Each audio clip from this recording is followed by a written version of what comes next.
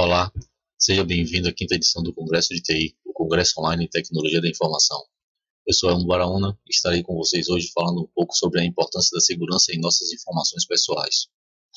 Bom, primeiramente eu gostaria de mencionar a importância de eventos como esse para a elevação da maturidade de segurança da informação, não apenas nas organizações, mas também na sociedade como um todo. Então, gostaria de parabenizar a coordenação do Congresso de TI pela iniciativa, proporcionar eventos de qualidade e acessível para todos. Falando brevemente sobre mim, eu sou graduado em Sistema de Informação com especialização em Segurança de Redes e atualmente coordeno duas equipes, uma de Segurança da Informação e outra em redes de computadores, atuando no segmento do governo pela Indra Company. Sou também professor dos cursos de graduação em redes do Centro Universitário Jorge Amado, a Unijorge. Bom, não é mais novidade, notícias quase que diárias sobre vazamento de informações ou outro tipo de comprometimento da segurança da informação em grandes empresas. E que a implementação da segurança através dos pilares de tecnologia, processos e pessoas permanece como uma estratégia ideal para se alcançar a maturidade em segurança da informação. Porém, desses três pilares, hoje eu gostaria de focar nas pessoas, que sempre foram, permanecem e cada vez mais serão o elo mais importante da segurança da informação. Sabemos também que o acesso e o compartilhamento de informações pessoais está cada dia maior. Temos atualmente uma alta popularização das mídias sociais, além do acesso a tecnologias que facilitam esse tipo de compartilhamento. A segurança das informações pessoais nesse cenário, então, torna-se cada dia mais importante. Como nós vamos ver que diversos são os casos onde o comprometimento da confidencialidade dessas informações levaram a situações trágicas, como assassinatos, sequestros, suicídios, e com isso a urgência em uma maior educação do fomento de uma cultura em segurança da informação para a sociedade em geral é prioritário. Além disso, uma cultura de proteção das informações pessoais em meios digitais irá contribuir efetivamente numa melhora da segurança das informações corporativas, já que à medida em que as pessoas percebam a importância da segurança de suas informações pessoais, elas certamente irão de forma natural praticar os seus hábitos seguros dentro das organizações. Bom, então aqui tem a nossa agenda para hoje, Então falar um pouco sobre a era digital, que é a era que nós estamos vivendo, O porquê dessa preocupação com as nossas informações, porque nossas informações se digitalizaram. Falar dos princípios de segurança da informação, não vou me ater muito aqui a conceitos, até pelo tempo, mas é necessário nós termos aí a introdução do que vem a ser segurança da informação. Vamos falar sobre a definição de malwares, ou seja, a diferenciação entre os softwares maliciosos, o que cada um faz, quais são as suas características. Falar da segurança da informação em números, vamos mostrar alguns números aí de incidentes, para termos ideia de como está a segurança da informação hoje. Vamos ver motivos do porquê proteger as informações, as nossas informações, então nós vamos ver evidências aí, notícias e ver o porquê devemos protegê-las. Vamos também falar sobre as consequências de quando nós negligenciamos essa questão da segurança das informações, das nossas informações. Vamos falar aí sobre o futuro, entre aspas mesmo, porque uma boa parte já estamos vivendo, já está acontecendo. Vamos falar aí também sobre internet das coisas. Então, uma parte das coisas já está conectada e infelizmente já temos aí alguns incidentes de segurança envolvendo essa questão. Vamos falar sobre as formas de ataque, como é que os atacantes, como eles conseguem acesso às nossas informações, o que eles fazem, como eles agem e, obviamente, como não cairmos nessas armadilhas. Vamos tratar do que fazem, como é que agem as grandes empresas com relação às nossas informações, já que nossas informações estão aí em diversas empresas pela necessidade do uso dos seus aplicativos. E, no final, dicas de como se proteger e de como estar seguro na utilização da tecnologia e o fato de proteger as nossas informações em meios digitais. Bom, por que da importância da segurança da informação, sobretudo nessa abordagem em meio digital? Acho que é unânime de que o mundo já se digitalizou. Os nossos dados, as nossas informações, a forma como nos comunicamos e interagimos, como lidamos com os fatos e com os acontecimentos, o acesso à informação em tempo real, tudo isso passou a ser suportado em grande parte pelo uso da tecnologia e com acesso direto das pessoas. As pessoas comuns, não somente as pessoas que estão envolvidas diretamente com tecnologia, mas aquelas que fazem uso. E em muitos momentos é possível observar que essas pessoas já não observam mais com os próprios olhos, né, mas sim através das lentes dos seus dispositivos móveis. E para ilustrar esse fato, eu trouxe aqui duas imagens, né, de um mesmo evento, só que em momentos distintos. Então, essa é a posse do Papa Bento XVI em 2005, né, e é possível contar facilmente quem está com o celular em mãos, né, registrando algum evento ou interagindo com esse dispositivo. 8 anos após o mesmo evento, só que agora com a posse de um outro Papa, né, e é mais fácil tentar identificar quem não está com um dispositivo móvel. Observe que são milhares de ângulos diferentes registrando o mesmo acontecimento, digitalizando esse momento que será compartilhado com os seus contatos em mídias sociais, nos grupos de aplicativos, enfim. Então, a digitalização, né, das informações ela é real e acontece diariamente, né? Isso é apenas uma forma de ilustrar esse acontecimento. Qual é o nosso objetivo aqui, né? Acho que no final, né, da nossa palestra, né, eu acho que essa imagem retrata bastante o que é que nós desejamos, né, ao final dessa apresentação e o que você tenha em mente, né? Permaneça longe das bordas, né? Sabemos que não há segurança absoluta, né? Informações são comprometidas diariamente, então o que fazer para não ser mais uma vítima? Dificulte a vida do atacante, né? Mantenha-se longe do alcance, né? Como? Bom, adotando um comportamento digital adequado, seguro. E como se comportar dessa forma é o que saberemos ao final dessa palestra. Bem, comentei, né, é necessário introduzir, ainda que de forma sucinta, alguns conceitos de segurança da informação e os princípios básicos são indispensáveis, né? E os princípios básicos nós sabemos que são a confidencialidade, a integridade e a disponibilidade da informação. E a confidencialidade é o princípio, né, é a propriedade que indica que os dados e informações não deveriam ser acessíveis, ou seja, ficar disponíveis ou serem divulgados para pessoas, sejam entidades, sistemas ou processos que não sejam autorizados e aprovados a ter acesso à mesma, ou seja, só deve ter acesso à informação quem foi devidamente autorizado para isso. Trata-se então da manutenção do segredo, né, do sigilo ou da privacidade das informações. E aí, para ilustrar, nós temos um exemplo aqui, né, da quebra da confidencialidade da informação, né? Então, a OL ela foi processada por divulgar indevidamente informações de mais de 658 mil assinantes, né? Então, em site de buscas, a OL acabou falhando e em uma simples busca era possível obter os dados do CPF, nome completo, né, seguro social, enfim, as informações pessoais de todos os seus assinantes que foi divulgado de forma indevida. Com a integridade, é a propriedade que indica que os dados e informações não deveriam ser alterados ou destruídos de maneira não autorizada e aprovada, né? Ou seja, a mensagem, por exemplo, ela tem que chegar no seu destinatário da forma como ela foi descrita pelo seu emitente, né? Ou seja, trata-se da manutenção das informações tal e qual tenham sido geradas. E aí também um exemplo aí da quebra da integridade dos seus impactos, né? Então, isso aconteceu aí, o boom em 2014, né? Vírus altera boletos na web e pagamento cai em conta indevida, foi conhecido como vírus do boleto. Então, no momento de fazer o pagamento dos boletos no site da instituição bancária, os números, né, os dados do boleto eram alterados e a pessoa acabava fazendo um depósito na conta do atacante, né, dos bandidos, e perdia, né? Algumas vezes, inclusive, ficavam sem ressarcimento desse valor. E a disponibilidade, né? Essa é a propriedade que indica que o acesso às informações deveria ser sempre possível, deve ser sempre possível para quem está autorizado e aprovado a ter acesso àquela informação. Ou seja, trata-se da possibilidade do acesso contínuo, ininterrupto, constante e atemporal às informações, né?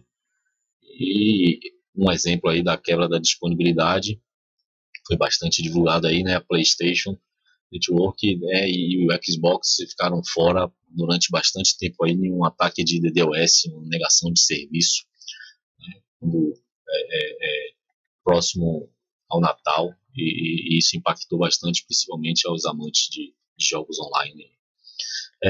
Bom, nosso foco, né, nessa palestra vai se concentrar basicamente no princípio da confidencialidade, né? Veremos sua extrema importância quando se trata também de nossas informações e quais podem ser as consequências quando esse princípio ele é quebrado. Programas maliciosos, né? Os conhecidos malwares, né? Caracterizou-se como vírus, mas na verdade eles são tipos de programas, né? Ou seja, códigos maliciosos que têm funções específicas. O vírus provavelmente os mais representativos desses códigos maliciosos, né? Mas assim como o termo biológico, eles precisam, né? Qual é a característica deles? Eles precisam de um hospedeiro para sobreviver, né? Para se propagar. Ele precisa de que um programa previamente infectado seja executado. Não tem a capacidade de se propagar sozinho por si só, né? Tem aí o cavalo de Troia, programa que, além de executar as suas funções para as quais foi aparentemente projetado, também executa outras funções maliciosas e sem o conhecimento do usuário, né? Então o usuário recebe um arquivo ou baixa um arquivo, né, de um site não confiável. Então, embutido naquele programa, naquele arquivo, vem também um código malicioso que pode aí fazer outras operações ou trazer também outros códigos, até mesmo outros malwares consigo para outras finalidades. Temos os worms, né, que é o contrário do cavalo de Troia. Esse tipo de malware ele gera eles apenas conseguem replicar-se, né? Seu principal impacto nos sistemas é a indisponibilidade, em função da sua capacidade de distribuir múltiplas cópias de si mesmo, né? Então existe a possibilidade do consumo de todo o recurso de uma máquina, por exemplo, né, da memória, do HD, dos ativos de rede, né, de sobrecarregar, então causando indisponibilidade. Temos os spywares, né, que são códigos espião, um código espião que se instala em um computador de maneira furtiva, trazido por um outro programa ou um outro arquivo, como por exemplo o cavalo de Troia, né, que nós falamos. Né, o spyware tem a característica básica de monitorar tudo que o usuário faz no computador e envia essas informações ao seu criador pela internet, né? Então ele pode fazer isso, por exemplo, com os hábitos de consumo, com navegação na internet, ou para as questões mais graves, né, roubo de senhas bancárias e informações de cartão de crédito, por exemplo. Nós temos o bot, né, que além de incluir as funcionalidades do Worms, né, ele também dispõe de mecanismo de comunicação com o seu invasor, permitindo que o programa seja controlado remotamente. Daí que vem o conceito de botnet, né? Então, imagine vários, milhares de computadores infectados por um bot, eles se comunicam com o seu desenvolvedor, então eles formam uma grande rede de robôs, de zumbis, né, que são computadores controlados pelo atacante, né, e aí também ficou conhecido como rede zumbi, e são muito utilizados aí para ataques de negação de serviço, né, chamados DDoS. Aí vem os keyloggers, né, e os screenloggers. Os keyloggers são os softwares que capturam e armazenam as teclas digitadas pelo usuário no teclado do computador. O screenlog, né, ele é uma forma mais avançada do keylogger, né, é capaz de armazenar a posição do cursor e a tela apresentada no monitor nos momentos em que o mouse é clicado. E por fim, o que está agora aí, né, mais na notícia, no dia a dia, que tem causado bastante impacto também, não só para o usuário, mas também para as empresas, é o ransomware. Faz o sequestro de dados através da criptografia. Criptografa os dados e solicita um valor de resgate para liberar o acesso aos dados novamente. Bom, daí nós temos alguns números, né? Eu trouxe alguns números aqui, né, de cada R$100 de bancos. Aqui já no Brasil, 95 são pelo computador. Isso é uma informação, na verdade, já um pouco antiga, né, de 2013 hoje, então é bem maior, né, a quantidade de dinheiro roubado através de computadores já ultrapassa a forma física do roubo, né, nas agências, por exemplo. Aí um dado que preocupa bastante, né, quando a gente trata de informações pessoais, né, vazamento de dados pessoais na Deep Web atinge cerca de 50 milhões de usuários, né, e o Brasil é o segundo país entre os mais afetados por esse tipo de golpe, de ataque. Botnet via spam, né, com a ajuda de Smart TV e geladeira conectada. Nós vamos falar mais à frente sobre a internet das coisas, mas observe que já há então a sua TV, né, a sua Smart TV pode estar sendo utilizada aí para pagar ataques na internet. Vítima de golpe, empresária prega cuidado em pagamento via internet. Ela foi vítima lá do golpe do boleto, né, como nós falamos lá da integridade da informação. Então ela fez um pagamento e acabou perdendo R$ 183 mil e não foi reembolsada por isso. Acabou depositando na conta do bandido ao invés da conta do credor. E aí, né, dando continuidade à fraude do boleto, né, investigada, estima-se que foram 8,7 bilhões de reais, né, investigado pelo FBI, pela Polícia Federal. Isso em 2014, então foi um prejuízo muito grande que esse golpe trouxe, principalmente para as instituições financeiras. E aí um site, né, de relacionamento para casados, o Ashley Madison, que foi invadido e os dados vazaram na web, né, então os dados ficavam armazenados no banco de dados do site, né, da empresa, e acabou que o banco de dados foi invadido e as informações pessoais de todos os assinantes foi parar na internet. Nós vamos ver que isso, né, também causou consequências graves para alguns dos assinantes. Jihadista atrapalhado revela a localização do QG do Estado Islâmico nas redes sociais. Então, o que chama atenção nessa notícia é referente à geolocalização da imagem, né? Então foi assim que os Estados Unidos conseguiram identificar onde o jihadista estava. Ele estava publicando numa rede social e postou a foto, e muitas redes sociais elas não retiram as informações de geolocalização, e isso é como podemos ver, né, um perigo gigantesco de identificação da localização geográfica da pessoa, né, que está postando as fotos. Então, bom, estar atento a essa questão quando nós publicamos uma foto. É certo que algumas mídias sociais algumas redes sociais já retiram essa informação, mas como podemos ver, algumas ainda não, né? Então observem que estamos tratando, né, nesses números, nesses fatos aí, basicamente do comprometimento da segurança da informação em organizações, em muitas delas, né? Essas organizações que possuem pessoal qualificado, ferramenta, dispositivos capazes de implementar a segurança da informação, e mesmo assim, por muitas vezes, a segurança é violada. Agora imagine então nossas informações nas mais diversas mídias, né? Como estão? Será que estão realmente protegidas? Bom, por que eu devo implementar controle de segurança nos locais onde estão as minhas informações? O Fantástico, ele no programa da Rede Globo, ele fez um experimento com uma empresa de segurança, né, de tecnologia da informação aqui no Brasil, onde eles deixavam os smartphones em locais públicos, em praça, em bares, em restaurantes, né, simulando que haviam esquecido, perdido esse smartphone. E depois, através de um software, né, dessa empresa de segurança, esse smartphone ele era monitorado remotamente, ou seja, era possível identificar tudo que era feito nesse smartphone, né, onde a pessoa que estava com o smartphone que achou, o que ela acessava, né, o que ela fazia, em qual ordem. Então, constatou-se que a maioria das pessoas que encontravam esses celulares perdidos, a primeira coisa que elas faziam era acessar as fotos, né, a multimídia, as fotos e os vídeos desse smartphone. Não procuravam saber quem era enfim, nada. A primeira coisa era ver se tinha alguma informação, né, principalmente visual, interessante para ela. E isso é alarmante, né? Ou seja, nossas informações, muitas vezes temos fotos, temos algumas coisas pessoais, então temos que implementar a segurança nesses nossos dispositivos. O que é que diz a lei, né? Além dessa questão, né, hoje já existe em vigor uma lei brasileira específica para delitos cometidos por meio digital, né? É a lei 12.737, que ficou conhecida como a Lei Carolina Dickmann, devido ao vazamento de fotos íntimas da atriz.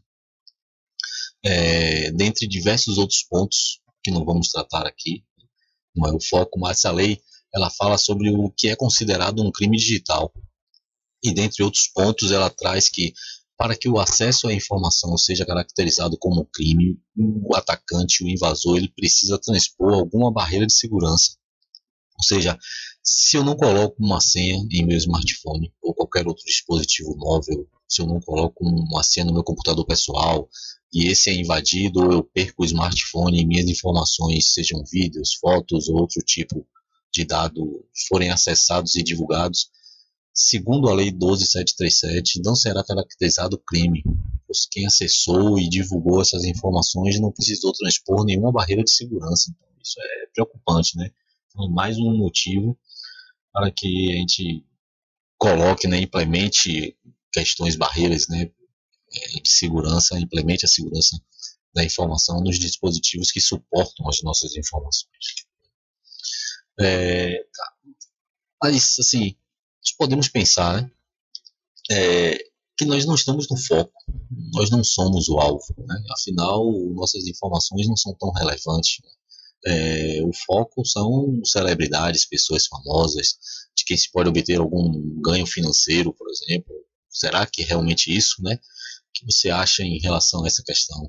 Precisamos nos preocupar com a segurança das nossas informações ou somente celebridades, pessoas públicas precisam ter essa preocupação? Então, nós vemos aí, a Apple confirma que celebridades foram vítimas de ataque cibernético, né? Foram divulgadas as fotos íntimas de diversas celebridades, né?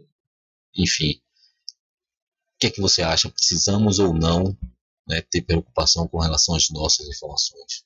Então, vamos seguir e logo mais nós teremos algumas respostas para esse questionamento. Bom, para manter a segurança das nossas informações, seu comportamento no mundo digital é decisivo, né? Então, ser cauteloso ao compartilhar uma foto, um dado, alguma informação mais reservada é crucial. A velocidade da propagação da informação e o alcance das mídias digitais pode ser incalculável. Aceitar convite de desconhecidos em redes sociais, expor informações que podem comprometer a segurança, né, a sua e a de sua família em uma rede social, não limitar quem pode ver suas fotos, né, suas publicações, enfim, né, pode ser um prato cheio para que pessoas mal intencionadas, né, bandidos mesmo, utilizem essas informações para cometer crimes contra você ou contra a sua família.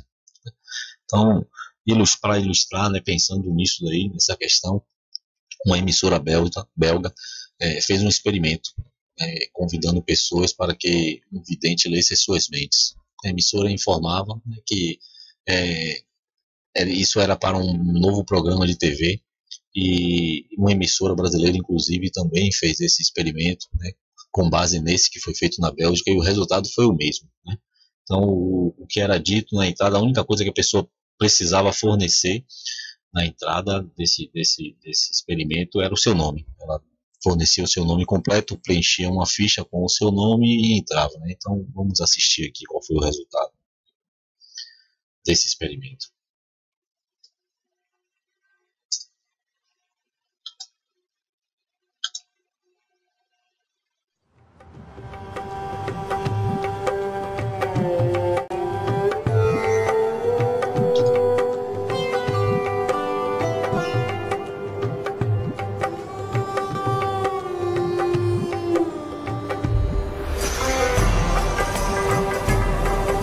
Dag Fien. Dus gewoon. Ik zie een school tegen Antwerpen. Ja. Insecten. Alsjeblieft. Ik voel twee insecten op je rug. Kan dat? Ja, vlinders. Slovenië? Zo hè. Een moto. Oranje. Pas erop. Zenit. Oui, bien. Je hebt een vriendin. Julie de... Ja. Een boeiend liefdesleven.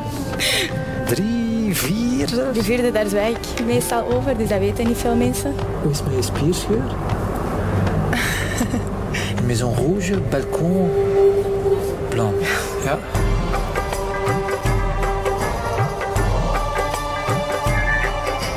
Ik zie geld, ik zie transacties. Maar kent je rekeningnummer van buiten?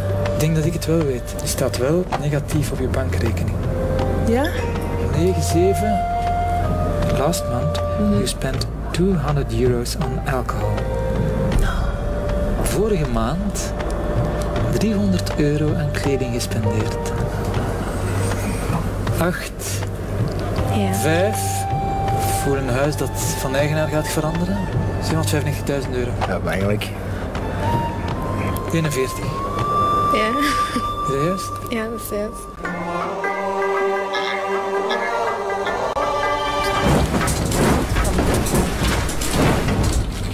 Oh my god. Oh nee. Ah, dat is, ik weet niet hoe eng.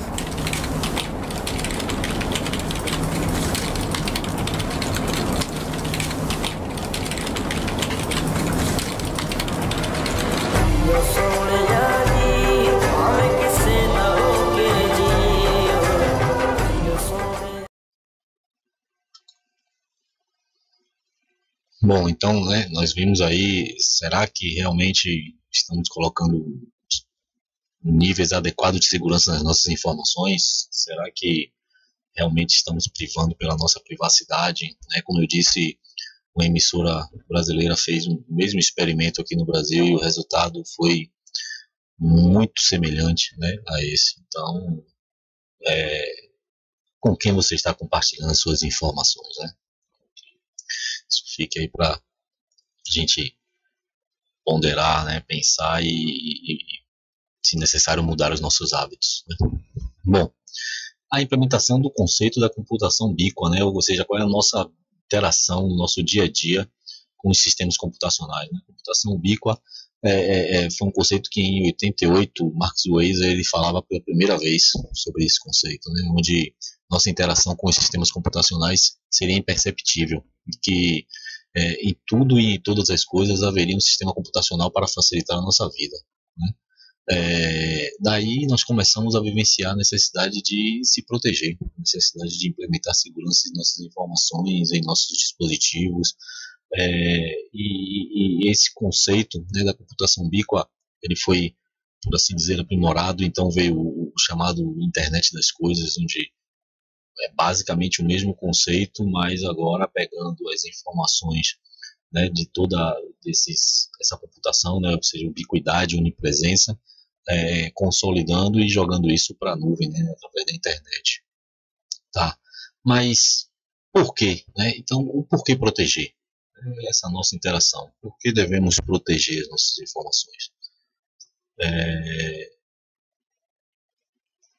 Bom, o problema é que esse conceito está sendo implementado na prática sem a devida preocupação com a segurança da informação, né? Você, por exemplo, você atualiza o software da sua câmera IP, né? Quem tem, né? Do seu modem internet, isso você tem, com certeza. Então, será que você atualiza o firmware do seu modem de acesso à internet? Alguns, inclusive, nem é possível atualizar, né? Devido às customizações que são feitas pela operadora para facilitar a instalação e a configuração do acesso à internet, né? Então, mas e da sua TV, né? Da sua Smart TV? A sua Smart TV está com o firmware atualizado, enfim. Então, a falta dessa proteção traz consequências, né? Então, observe que tem a notícia aí, né? Hackers invadem milhares de webcams e publicam vídeo na internet. Um site russo, né, publicou mais de 8.000 webcams na internet em tempo real, né? Então, o que eles fizeram, segundo o site, isso era apenas para chamar a atenção da necessidade da implementação de segurança. O que eles afirmaram ter feito era apenas mapear alguns fabricantes, né, de câmeras IPs e colocado o usuário e senha padrão de acesso, né, que vem nesses dispositivos. E todos aqueles que ainda estavam com o usuário e a senha padrão, eles conseguiam acesso e o software apenas centralizava essas informações. Então você podia ir lá no mapa mundi, escolher qual era o país, a cidade, enfim, a região. Naquele endereço ele lhe dizia quantas câmeras estavam disponíveis, ou seja, vulneráveis. Você clicava e via em tempo real aquelas imagens, né? E o Brasil estava nessa lista, obviamente, né? Então tiveram várias câmeras aí publicadas na internet porque estavam com o usuário e a senha padrão do fornecedor, né, de fábrica. Você colocar um dispositivo desse na internet e sem a preocupação de sequer alterar a senha padrão. Isso é um caso complicado. Porém, a questão da atualização do software, né, ou seja, do firmware, obviamente não é o único tipo de preocupação que precisamos ter, né? Nesse caso, por exemplo, trata-se do simples compartilhamento da senha da rede Wi-Fi, né? Então, muitas pessoas fazem isso, né? Então, as pessoas vão na sua residência, né, querem acessar a internet através do seu smartphone, você compartilha a sua senha, obviamente, mas às vezes com o vizinho, né? Enfim, com um amigo, e se algum crime for cometido através dessa conexão, né? O endereço IP que está alocado pela operadora para você é de sua responsabilidade, né? Imagine então se for um crime relacionado à pornografia infantil, por exemplo. Então o ônus da prova passa a ser seu, né? Ou seja, vai ser identificado que aquele acesso foi feito a partir, né, do endereço que estava alocado para você naquele momento, e você que vai ter que se justificar ou comprovar de que não foi você que fez aquele tipo de acesso, né? Então é uma questão de segurança que deve ser avaliada, né? Mas nós temos diversas outras consequências quando nós não implementamos a segurança, né? Não cuidamos da segurança das nossas informações nos nossos dispositivos, né? E engana-se quem pensa que nas redes sociais tudo é permitido, né? Que não há lei, que se pode fazer qualquer coisa, que estamos aí anônimos, enfim.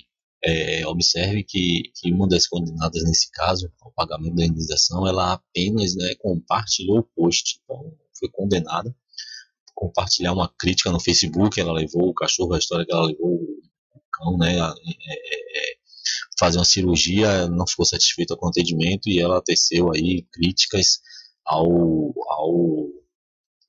profissional, né? Enfim, e aí uma amiga pegou essa publicação e compartilhou.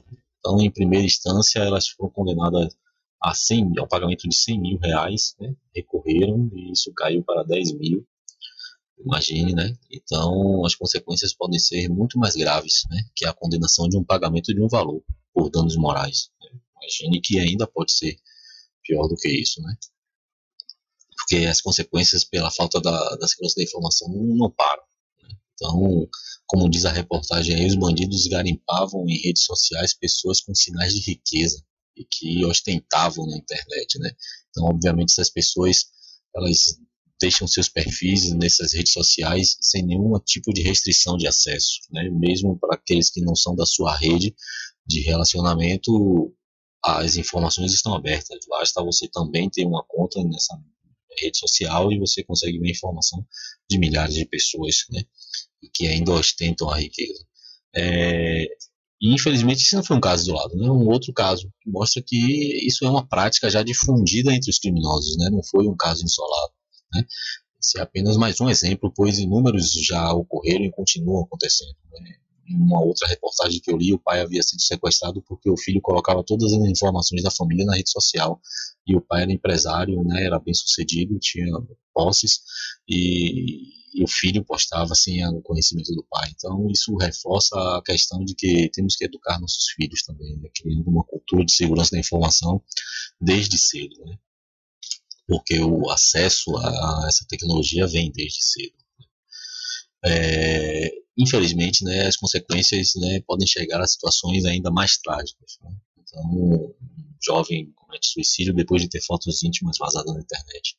Mas será que os jovens estão preparados para tanto acesso à tecnologia e ao compartilhamento desenfreado de dados, né, dessas informações, da imagem, enfim, sem a mínima conscientização e segurança da informação? Segurança digital? Bom, pode até parecer, né, o mesmo caso, mas infelizmente não é, né? Sem uma conscientização da sociedade como um todo em segurança da informação, as consequências já estão sendo trágicas, né? Então, observe que no slide anterior, né, que nós vimos aqui esse caso, ocorreu em Porto Alegre, né, e aqui já é em Teresina. Então, observe que são, né, localidades geográficas totalmente diferentes, mas infelizmente a consequência é a mesma: adolescente se mata após ter vídeo de sexo com um casal divulgado na internet, né? Observe que essa deveria ser inclusive uma preocupação do nosso governo, levando o tema de segurança da informação para as escolas, desde a educação fundamental, como fez inclusive a Inglaterra, né? Pois os jovens estão tendo acesso a essas mídias digitais cada vez mais cedo, então eles precisam estar educados para isso, né? 3 pessoas se suicidaram após o vazamento da Ashley Madison, né? Nós tratamos sobre isso há pouco. Então, vejam a que ponto o comprometimento do pilar de confidencialidade pode chegar, né? Nós falamos sobre isso no início da palestra, sobre o vazamento dos dados da Ashley Madison, e a exposição da intimidade pode levar a consequências extremas, né? Infelizmente. E aí, invasão de privacidade, né, condenação por danos morais, sequestros, suicídios e assassinatos, né, infelizmente. E não apenas por um único motivo, pois veremos que esse, infelizmente, não é o único exemplo. Né? Quando o princípio da confidencialidade é violado em informações pessoais, vemos que as consequências trágicas podem ocorrer, então há necessidade da implementação da segurança da informação nas nossas informações pessoais em meio digital. E esse foi um caso que particularmente chamou muito a minha atenção pela forma como ele ocorreu, né? A jovem, ela estava em uma comemoração do seu aniversário, postou foto numa rede social e junto ela compartilhou a localização onde a foto havia sido tirada, né? Ou seja, fazendo um check-in do local onde ela estava, né? E aí acabou atraindo o suspeito, né? Um ex-namorado que não se conformava, né, com o fim do relacionamento, quando identificou no momento, ele estava na rede social e viu a publicação da foto, como ela havia feito check-in, ele sabia onde estava, ele acabou se dirigindo até o local e acabou toda essa tragédia, acabou matando uma pessoa e deixando um outro paraplégico, né? Então eu conheço pessoas que têm o hábito de fazer check-in nas redes sociais em todos os lugares que chegam, né? Colocam toda a sua rotina na internet, o horário que chega, que sai de academias, das escolas, saem para caminhar, chegam ao trabalho, onde almoça, quando viajam, enfim, tudo, né? Fazer check-in. E esse certamente não é um comportamento digital seguro. E um comportamento digital adequado, né, seguro, é decisivo para a segurança das informações e, como vimos até aqui, né, para a sua própria segurança, a segurança física sua e de seus familiares, né? E o futuro, como será, né? Quando a internet das coisas estiver a pleno vapor, todas as nossas informações compartilhadas por todos os dispositivos, na nuvem, nas mãos dos fabricantes, né, de todos esses produtos. Então é preciso pensar seriamente em segurança da informação para que em um futuro muito próximo, o que deveria ser comodidade, conforto, praticidade, né, através da tecnologia, não se transforme em um verdadeiro desastre para as pessoas, né?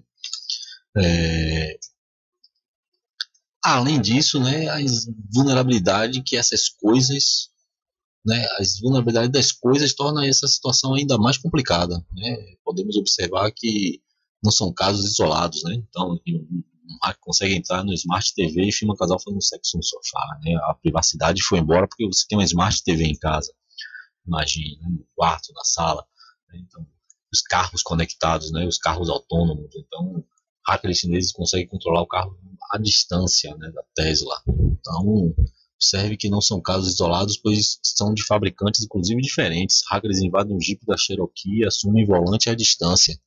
E também por perfis de atacante diferentes, né? Mas sempre obtendo sucesso nesse ataque. Então, um garoto de apenas 14 anos invade um carro conectado com um sistema que ele comprou através da internet, gastando apenas o equivalente a R$40, né? Então, ele conseguiu invadir um carro e controlar o sistema remotamente. Então, isso é extremamente preocupante e nós temos que estar atentos a isso aí, porque faz parte do nosso dia a dia e com o futuro, a real implementação da internet das coisas, isso vai estar muito mais no nosso cotidiano. É estranho, hackeia uma babá eletrônica à noite e grita, acorda neném, então imagine, seja aquela coisa da câmera estar disponível na internet e com muitas vulnerabilidades, né? Passado aqui, pegando aqui, vamos lá. Hacker invade babá eletrônica, menino de 1 ano, é um outro caso, apenas para que a gente veja que não é um caso isolado, enfim, infelizmente, né? E recentemente nós tivemos aí um dos maiores ataques da história da internet, né? Um ataque do DDoS que parou aí diversos serviços, de grandes empresas, e na grande maioria foram utilizados dispositivos, né, de câmeras, né? Então produtos IoT de uma empresa chinesa fizeram parte desse ataque DDoS, causando um impacto gigantesco. Tá, e como nossas informações podem ser obtidas pelos bandidos, né? Como são as formas de ataque? Primeiro, engenharia social, né? O que mais se utiliza.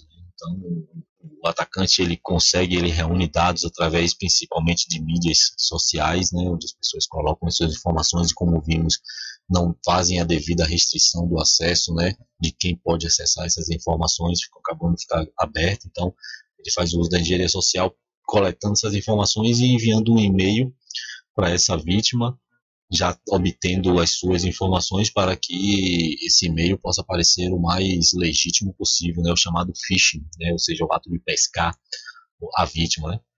Ou seja com e-mail para atualização de dados, informando que tem uma foto sua ou de amigos da época da faculdade, clique aqui e veja as fotos, né? Alegando que você tem um boleto atrasado e que seu nome vai ser negativado, então aqui está o boleto para você baixar e pagar, e na verdade é um malware, né? E nós vimos lá um cavalo de Troia, enfim. Então, usam também casos de grande comoção, né, eles são muito rápidos, então acontece uma tragédia em um lugar do mundo, muito rapidamente eles já criam uma história e já começam a divulgar, né, que tem fotos inéditas daquele acontecimento, que tem mais informações, enfim. Então é muito feito através do e-mail, é a forma chamada phishing, né, o e-mail para pescar as suas vítimas. E no e-mail eles colocam os malwares, sejam, né, qualquer um desse tipo de malware ou um link para um site malicioso que vai baixar algum desses malwares na máquina da vítima, né? Tá, e o que é que nesse todo esse cenário que dizem e o que fazem as empresas, né? Então, observem qual a postura das grandes empresas em relação às informações dos seus clientes, né? Como as nossas informações são tratadas, infelizmente, pela grande parte dessa forma, né? O Google, usuários não devem esperar privacidade no Gmail. Isso aconteceu em um caso em que uma senhora acionou a Google por ter o seu e-mail rastreado, né? As informações, ela tinha um gato, o gato morreu. Ela passou isso para uma amiga, enfim, o Google pegou e a partir daí começou a lhe enviar diversas promoções de rações para gato, enfim, tudo para gato de algumas empresas, ela acionou e essa foi a postura da Google aí no tribunal, né, que não deve esperar a privacidade porque os dados que estão no Gmail, os e-mails propriamente dito, são de propriedade da Google. Nós vamos falar sobre isso depois porque não há nada grátis, né.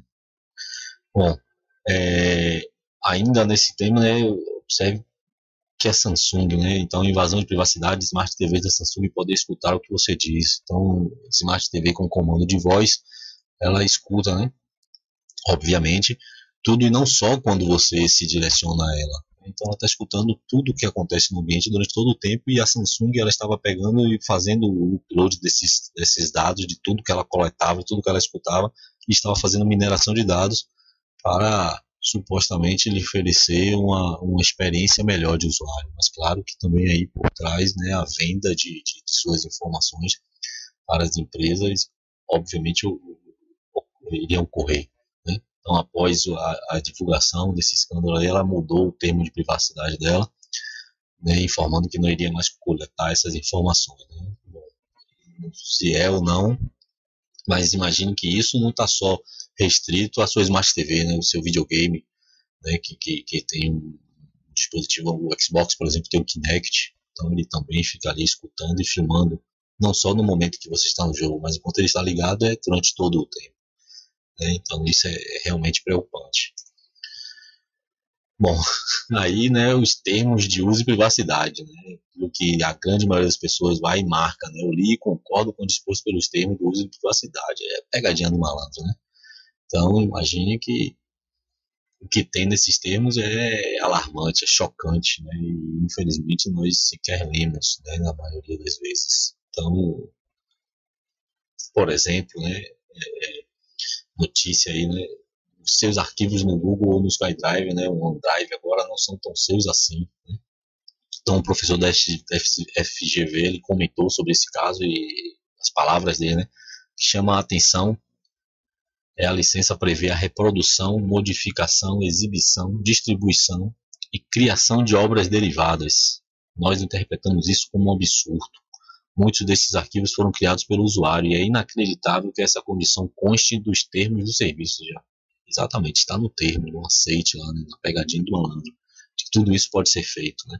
Então, na Microsoft ele diz que ela pode pegar todo o conteúdo, né, o assunto das mensagens, o texto de outros conteúdos da mensagem instantânea, as gravações de áudio e vídeo do que você faz, por exemplo, agora, né, no Skype, enfim, gravações de áudio, transmitida de mensagem, tudo isso está sendo monitorado e está no termo de privacidade que é aceito pelo usuário quando ele faz uso dessas tecnologias, né? Dropbox, então ele informa de que tudo que é posto, né, tudo que é feito o upload dos arquivos para o Dropbox é de propriedade da Google, né? Os arquivos e permissões, então ele diz aqui no final uma parte, né, que é curiosa, você nos dá permissão para fazer essas ações e essa permissão se estende a nossas afiliadas e a terceiros de confiança com quem trabalhamos. Confiança deles, né? Ele diz aqui, os nossos serviços também fornecem recursos como miniatura de foto, tá? Organização de e-mail, pronto, então, edição, classificação facilitada, edição, compartilhamento e pesquisa. Esses e outros recursos podem dizer que os nossos sistemas acessem, armazenem e varram os seus arquivos. E você está dando permissão para eles para poder fazer isso, para ele compartilhar com pessoas e entidades de confiança dele. Então, esse é o termo de privacidade. Tá, e como se proteger? Né? E chegando no final, nós vimos diversos casos aí alarmantes, né, de comprometimento da segurança, inclusive a segurança física, levando a situações bem preocupantes, trágicas, sequestros, homicídios, né, enfim, suicídios, porque nós podemos nos cuidar, mas temos nossos familiares, né, nossos sobrinhos, filhos, enfim. Então, criptografia ainda é a maneira mais indicada. Né? Segundo Edward Snowden, a única forma de se manter privacidade na internet é através de criptografia. Então, assim, eu vou deixar de utilizar um Dropbox da vida? Não vou deixar de utilizar a tecnologia por conta dos grandes problemas que estão ocorrendo. O que eu devo fazer é utilizar isso com segurança, de forma segura, de forma adequada, um comportamento seguro. Lembram? Essa é a ideia, é você ter um comportamento, que é isso que vai ditar se as suas informações estão seguras ou não, né? Então, criptografe suas informações que são sigilosas no momento que você faz o upload para qualquer drive desse, por exemplo. Mantenha seus softwares atualizados, né? Um software que não está atualizado, ele está com diversas vulnerabilidades e isso é crucial para um atacante ter sucesso. Tenha um software antivírus atualizado, tenha um firewall pessoal configurado na sua máquina. Evite redes Wi-Fi públicas, né? Então você tem que ter em mente de que não só você, mas todos que estão com aquele sinal ali podem escutar a sua conversa, captar seus dados. Não use software pirata, porque no momento que você está usando software pirata, você está deixando de atualizar esse software. Se você esse software pirata através de um gerador de chave, aquele gerador de chave com certeza, né, nós vimos lá um cavalo de Troia que vai trazer outros malwares, outros softwares para você, além de gerar aquela chave. Então, pirataria, além de crime, né, ela traz grandes consequências para a segurança das suas informações. Bom, vimos que a exposição excessiva, ainda que você ache que não está se expondo tanto assim, né, todas as pessoas que foram entrevistadas daquele experimento achavam que não estavam tão expostos assim, né? Bom, então, a exposição excessiva é igual à falta de privacidade, né?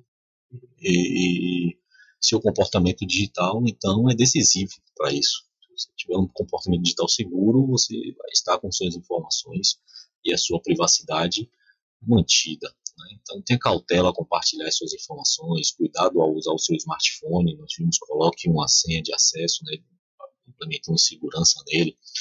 E os softwares não tem como identificar um phishing, por exemplo. Então, se você recebe um e-mail de uma pessoa dizendo para você atualizar os seus dados, passar todos os seus dados bancários, inclusive a senha para ela, não tem software que possa impedir isso daí, né? E um ponto importante é criar senhas fortes para os seus serviços que você tem na internet, né? Não use a mesma senha para vários serviços, né?